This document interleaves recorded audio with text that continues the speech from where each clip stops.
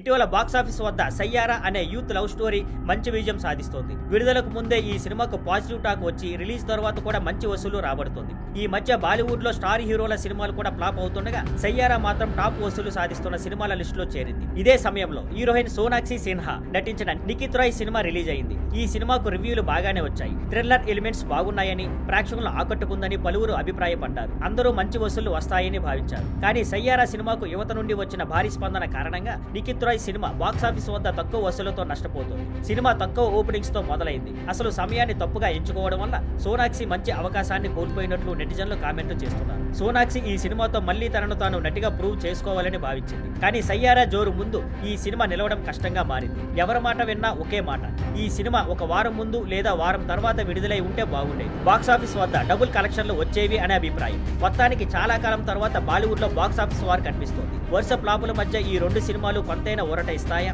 అనేది ఇప్పుడు అందరిలో ఆసక్తి రేపుతోంది. ముందు నుండి సినిమాల రిలీజ్ ప్లానింగ్ బాగా చేస్తే ఇలాంటి పోటీలు తప్పించుకోవచ్చు అన్న అభిప్రాయాలు వినిపిస్తున్నాయి. Thank you for watching. Please like, share and subscribe.